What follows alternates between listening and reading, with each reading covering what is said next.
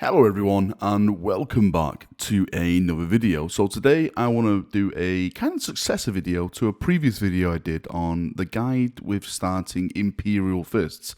Now that video was for 8th edition, and since 9th edition is out now, there's been quite a lot of changes when it comes to the gameplay. Units have changed in terms of rules and everything like that. So I thought it's best if we do this. Plus it's also been requested as well from a lot of people how I'm playing my Imperial Fist, what my plans are for playing Imperial Fist in 9th edition. So let's jump in and let's get talking. If you want to go and watch the previous video I did, like I stated, it is based with 8th edition in mind. There's a link to that in the description and also on the top right of this video. As always, everything I'm going to be talking about is my personal preference, my personal opinion.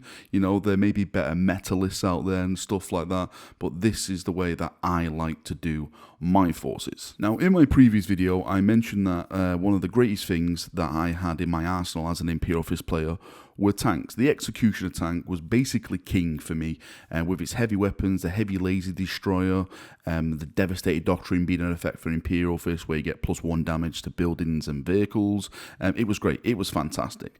Now with 9th edition, that has been shaken up somewhat because of the new core key ruling, and for those of you who don't know what this is, basically HQ choices like captains and lieutenants and stuff, their aura does not affect vehicles anymore. So for example, the chapter master trait that you used to be able to do where, you know, you get to reroll everything, where, you know, for tanks and stuff like that, that is no longer in effect in 9th edition. It only applies to units that have the core keyword, like Intercessors and, you know, some of like elite units and stuff like that. So really, they did take a bit of a knock, but in terms of damage output, I think they actually got a buff in some terms. It's just like the rerolling that was affected. Now, with 9th edition for me, the way it changed is that objectives became more tactical. And what I mean by that is that you can basically win a game, I personally think, just by holding and taking objectives. You don't have to outkill your enemy and stuff. You just have to get that objective secured. Add that to some of the secondary objectives you can take. You know, there's like Big Game Hunter and stuff like that, but there's a fantastic one called Raise the Banners, where you actually, once you own the objective, you can raise the banners and then you start earning more points by taking those objectives than if you keep hold of them per turn of your game. I've only had one game in 9th edition because, of course, with Nurgle's Plague that's been going on, I've been really forced to lock myself away because some of my family do have respiratory issues, and that is a risk I'm not willing to take just to roll some dice or anything like that. But from what I learned from that one game, which is against Hellstorm Wargaming, by the way, you can go and check that video out and watch it, the full game. It was fantastic. It was amazing. It was Imperial Fist versus Iron Warriors. Again, I'll link that in the description if you want to check it out. I learned that objectives are king. So going forward now, in 9th edition, I'm actually looking to make my armies based on objective-taking armies. So what are the big winners for me, and what am I going to be doing with my armies? So I'm probably going to be doing this two ways. There's two types of army I want to make. I want to make a spammy army, and when I say spammy army, I want to put as many models on the board. I kind of feel like an orc player saying that, because what I can see is that if I put as many objective secured models on the board, so intercessors, if I can put as many intercessors or, you know, units that have that objective secured at the lowest point cost possible, I can put those chaps on the objective and just try and overwhelm my enemy with not only bodies but also firepower as well, because firepower comes into this, and we'll talk about that in a second. Now the second option is to make an objective secured army but a more tanky army, and that is with Gravis. And with the way that Space Marines are going soon, at the moment of recording this video, the heavy intercessors have not been released yet, but you can actually take heavy intercessors which will have that objective secured. That is toughness 5 models with 3 wounds each. So you can either go for the spammy list and try to outnumber your, the chaps on the actual objective, or go for a more tanky list and try and hold it and hunker down, more or less like in the name of Rogel Dawn, you know, fortify and defend this location. Now, one of the most interesting questions I get as an Imperial Fist player is, what should I be taking, Varrock, in my Imperial Fist army? And it's kind of a simple answer, really. It's bolt weapons. I think bolt weapons are key king in the Imperial Fist force. The reason I say that is because we ignore light cover, and our bolt weapons grant an additional hit if we roll a 6. So if you're rolling to hit a target and you do roll that 6, you get an additional hit. It's not like you roll to get another hit, you actually just get an auto additional hit on the target. Now, when I do my intercessor list, and this is where I take as many intercessors as possible. So I take 60 intercessors, I run the majority of them. Actually, I think it's 40 of them as auto bolters, and 20 of them as stalker bolters. I like to have like a little artillery base to put some heavy damage onto vehicles just in case. But the advancing units all have auto bolters. The reason I do that is because auto bolters can advance and still shoot. Yes, you are still shooting. Sorry, you are still hitting on 4s if you advance them, but the auto bolters have 3 shots per bolter. So if you are firing onto an enemy force with a full squad of 10 intercessors, then you are putting out 30 shots onto them. Now, if you roll all those 30 shots, it's guaranteed that you're going to be getting some 6s. Yes, you are going to be missing the target statistically and stuff, but the cool thing is that intercessors have the core keyword, which means that they get the reroll ability if a captain or a chapter master is within, if they're within the captain or chapter master's aura. So it's always good to, just to have a little buffing unit next to them. But again, statistically, you should be getting 6s, and you should be putting more damage onto that target. It's overwhelming firepower at the end of the day. As I said, if you're running 4 squads of auto bolters, just the amount of damage input coming from all those squads statistically is doing a lot of damage to a unit that you're going to be shooting at. Yes, of course, that is going to vary in what type of unit you're shooting at. Marines compared to a tank and stuff, you're going to be putting obviously more damage onto Marines than you are going to be putting like on a Land Raider and stuff like that. It's just picking your targets. But the main focus that I do is to just advance those units up and get them on those objectives. So for me, that is kind of like, getting your units up the board as fast as you possibly can and holding the objective with the overwhelming firepower and the bodies up on the board. Now, the flip side to that coin is a slow force, which will take more time to get to the objectives, but they'll probably have a better time at holding that objective. And of course, that is the heavy intercessors. Now, they have like the executioner heavy bolter, the executioner bolt rifle. So these are like heavy 1-shots, heavy 2-shots, but the damage output on them is going to be more brutal if they actually go through, because they're like the strength 5, AP -2, damage 2, damage 3. And of course, since they are in Gravis armor, they are toughness 5 and they have 3 wounds each. So if you are taking a squad of 10, that is a squad of 30 wound Marines at toughness 5 holding that objective. But the downside to that is that they only have movement 5 and stuff, so actually getting them on the objective can be a bit of a pain. I haven't played with that type of force yet. This is all just theory craft at this moment. Hopefully, in the coming months I will actually, have that option once Nurgle's Plague has died down. But I have seen theories around it, and people discussing the amount of toughness and the amount of wounds you can put in that force and how much it can actually hold objectives. So it's going to be an interesting one to actually test that one out. I just want to take a brief moment to talk about some of the stuff that has changed in my previous army, like some units that I mentioned, like aggressors, the executioner tanks, and dreadnoughts. So with aggressors, they were one of the best units I personally thought for Imperial Fist, because they had the auto ball stomp gauntlets, and if you stood still with them, you got to fire twice. I think it was like 36 shots from a 3-man squad of toughness 5, 3 wounds, so they could take a beating, and they can also put out a lot of damage. And if anything got close, they had the power fists and stuff like that, and also they could advance and shoot as well. Now, they've lost a lot of abilities in 9th edition, so they've lost the ability to shoot twice if they stand still, and they've also lost the ability to advance and shoot, which I think is really, really crappy. So for me, I'm actually taking less and less aggressors in my army now. I think it's more worth it to invest the points that you would put into aggressors into actual other units. And with the executioner tank, as I previously mentioned, they've lost the core ability keyword, which is it's a good thing and it's a bad thing, because I have to say that they were incredibly imbalanced. That's why, you know, a lot of armies took them. That's why, you know, at least I played with 2 of them, because the amount of firepower that you could put out with them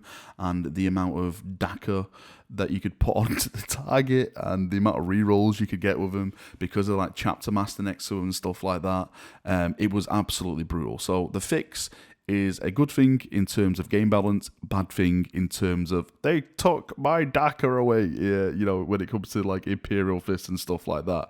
Now, when it comes to the Executioner tanks, I still love them.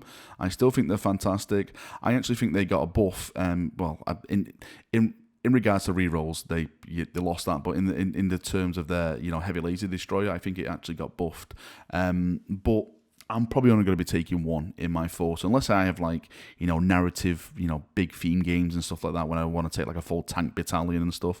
That's when I'll take it. But aside from that, I'm probably only going to be taking 1. The thing that I'm going to be taking most now is Redemptor Dreadnoughts. Like, if I'm going to be bringing anything big in my army, it's got to be Redemptors. And I've just got the book here, and Duty Eternal is a new thing that's been added to it. So Duty Eternal is each time an attack is allocated to this model, subtract 1 from the damage characteristics of that attack. So, you know, it can become a lot more tanky now. And one of the other things that it actually did is it gained the ability to move and stay at the same ballistic skill. Before, in 8th edition, if you moved with your Dreadnought, you're basically at ballistic skill 4. So, you know, a lot of people just didn't play with him because it was just, oh, you know, statistically, I'm going to be missing a lot of my shots. But now that is not the case anymore. You can deploy Dreadnoughts, you can put them up the field, you can walk them up the field, and they won't suffer the penalty to their movement. And Dreadnoughts are fantastic. Like, Redemptor Dreadnoughts, I love getting them into melee combat. They can absolutely be brutal. You know, you can equip him with the plasma, the Gatling cannon, the Stormbolter nipples or the frag nipples, whatever you like. I would always suggest go with the Gatling cannon, and of course the Stormbolter and the nipples and stuff, because again, Stormbolter nipples, 6s, additional hits because the bolt weapons and stuff. Just take as many bolters as you probably can. But again, I go back to the point, if you get them into melee, they can be absolutely devastating, and it's a focal point as well. You know, if you see a Dreadnought coming towards you, you've got to be probably aiming all your weapons at that Dreadnought. It's kind of like a mind game kind of effect with your opponent. So yeah, it's always good to see them on the battlefield, and you know, if you can take like 2, 3 maybe, then that could really be devastating if you can get them on the board. They can be like your shield to your guys actually, you know, taking objectives, because I go back to that point. If you can get them near the objective and assisting your chaps doing that objective secured stuff, then it's great all around. Now, when it comes to HQs, you know, captains, lieutenants, chaplains, apothecaries, I think they've done a fantastic job at reworking all this. Now, what used to happen, this used to cost command points to like upgrade your captain to a chapter master. That is no longer the thing now. It is all down to points, which I absolutely love, because in 9th edition you have a nice excess now of command points to actually spend on traits. Before that, I was always limited to maybe like 2, 3, 5, and now I'm like, it's up, it's like 8+ and stuff, and plus you get 1 back per command phase and stuff, per round you're playing and stuff. So it's fantastic. I absolutely love it. Now, one of the things that I would suggest is still always take a chapter master, because chapter masters are fantastic. The way the chapter master has changed is that you no longer get rerolls for everything in his aura. You can select 1 unit, and that 1 unit gets all the rerolls. The rest just reroll 1s, just like a normal captain. I would suggest taking Apothecary and make him the Master Apothecary. Bloody hell, I forgot what the bloody word's called now. Chief Apothecary, not Master. Master Apothecary? What the hell of Arak? A Chief Apothecary, because of the stuff that grants you. Also, chaplains as well. I am definitely going to start taking more chaplains in my army for some of the stuff that they can do. The thing with chaplains and the apothecaries and stuff is that they were pretty decent before in 8th edition, but now I think it's very, very vital that you actually bring them. And the reason I say that is because some of like the abilities that like the Primaris Apothecary can do. So, for example, the Narfesium, when a friendly chapter infantry or chapter bike unit is within 3 inches of this model, each time a model in that unit would lose a wound, roll 1d6 on a 6, that wound is not lost. So it just gives you a little bit bit more buffering to keep your chaps alive. They have like combat restoratives as well. At the end of your movement phase, this model can heal one friendly chapter infantry or biker model for whose unit was in 3 inches of it. That whole model regains D3 lost wounds. Each model can only be healed once per turn. So technically, what you can do, I've seen people talk about this before, is that you can heal like a full biker unit to its full health, which is, you know, fantastic if you're taking bikers and stuff like that. If you have like the heavy intercessors around the Primaris Apothecary or the Apothecaries, let's just say, you can potentially just put them back up to 3 wounds. And again, you know, toughness 5, 3 wounds each. That is going to be taking a lot of damage. Well, it's going to be handling a lot of damage on it because what they can do. And if you have that Primaris Apothecary around like a blob of guys, maybe like in the middle of guys, and you know, the shots are going on to those squads, and you know you are getting like feel no pain, you know, on the 6. I think it's a fantastic thing just to have that extra step of survivability on the target, and then once that unit gets onto an objective, again we're going back to objectives, put that apothecary with him. It's an extra buffer. It's an extra buffer there just to help you keep that objective more secured for you to win your points. I think the best summary I could say for this video, if you've been listening to the end, that is thank you, is to just try and capture objectives.